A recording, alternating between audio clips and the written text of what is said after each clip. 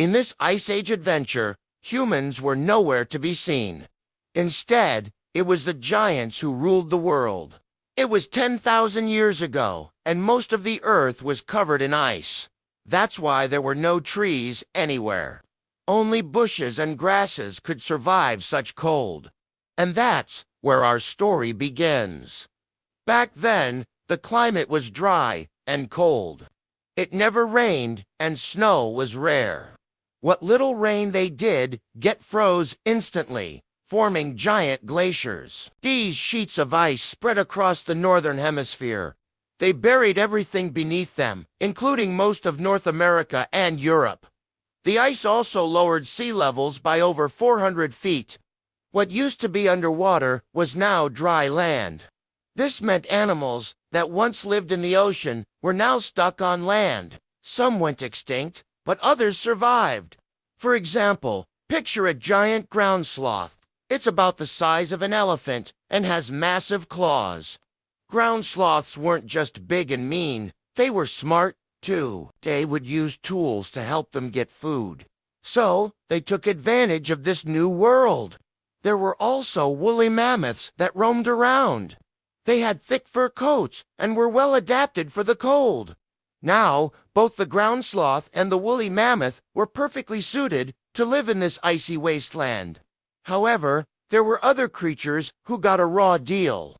Take the Irish elk, for example. It had huge antlers that stretched over 12 feet wide. But these were useless in the cold. The elk couldn't use them to build shelter or protect itself from predators. There was also the cave bear, which was similar to a grizzly bear. It wasn't well adapted to the cold either. So some ancestors of modern humans hunted these poor bears. After all, they had nothing better to do. Speaking of humans, this is where our story begins. 10,000 years ago, early humans were still making cave paintings. But their cousins, the Neanderthals, were smarter. They knew how to use stone tools and hunt big game. It's no wonder they outlived Homo sapiens. But there's one thing you need to know about Neanderthals. They weren't giants. In fact, they were shorter than modern humans. The average male stood about 5 feet 3. However, there were bigger meat eaters roaming the earth. In today's Siberia, scientists found bones that belonged to a relative of Ankylosaurus. This creature was called a Boreopelta. Mark Mitchellly. It was like a mix between a crocodile and a porcupine. It had sharp teeth to eat flesh and a shell of bony plates to protect itself. It might not look like much, but this thing was a force to be reckoned with. Its jaws were so powerful they could crush bones. It could literally bite a woolly mammoth in half. If that doesn't sound scary, maybe this will. Its body alone weighed about 3,000 pounds. That's almost like 3 grown elephants. Even though it looks reptilian, the Boreopelta was actually a mammal. That's right. It gave birth to live babies and produced milk for them. It didn't lay eggs. Just goes to show, evolution can be unpredictable. But let's get back to the story. Back then, there were all sorts of wild animals like this. There were also dire wolves, saber-toothed tigers, and giant, short-faced bears. All these beasts were predators, but none could compare to the scariest of them all, the ghost. Some say the Yeti is a myth. Others claim it's real. Legend says it lives high up in the mountains of Nepal. Locals call it the abominable snowman. But what does science have to say? Well, long ago, there was a creature that resembled the Yeti. It was called Gigantopithecus. Picture a gorilla wearing a furry coat. It had a big head with a short face, just like a chimpanzee, but its arms were longer. That's because it walked on all fours. Unfortunately, it went extinct 100,000 years ago. But before that, it lived all over Asia and Europe. The ghost was a gentle giant, so it wasn't a threat to humans. That is, until something strange happened. 10,000 years ago, the Earth warmed up a bit. The ice started to melt, and the sea level rose. This caused a bunch of animals to go extinct, but others found themselves in a bit of a pickle. When the earth was colder, the ghosts could hunt during the winter. But now there was too much snow and ice.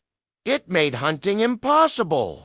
That's when they started looking for an alternative source of food. At first, the ghosts stayed away from humans. We were simply too small and fast for them. We could easily outrun them in the forest. But that all changed when a group of Neanderthals decided to fight back. It was a suicide mission. They had no chance of winning, but they had nothing to lose. With spears and sharp rocks, they attacked the nearest ghost. To their surprise, it didn't fight back. Maybe it didn't even notice them. But whatever the reason, the humans were able to stab the ghost many times. It ran away, but it was mortally wounded. It bled to death, and the humans got their first meal of the week. Of course, this made the ghosts very angry, and they vowed revenge. Soon after, the humans were hunted down and killed. Those who didn't die were captured and eaten. Humans had never suffered such a loss before. It seemed like the end of our species. But then something miraculous happened. A young girl managed to escape. She hid in the forest and waited for the coast to clear. After 3 days, she emerged from her hiding spot. She was terrified to see the ghosts, but they ignored her. The worst was over, so the girl returned to her tribe. She told them what had happened, but they didn't believe her. "You fought against a ghost and lived to tell the tale," they said. "It's impossible." The girl insisted she was telling the truth. She promised she could lead them to the ghost's lair. At first, the adults were skeptical, but they had no other choice. They needed food, and the only way to get it was to hunt mammoths. But how could they defeat a ghost? The plan was simple, yet genius. First, they would need to find a large open space. It was here where they would lure the ghosts.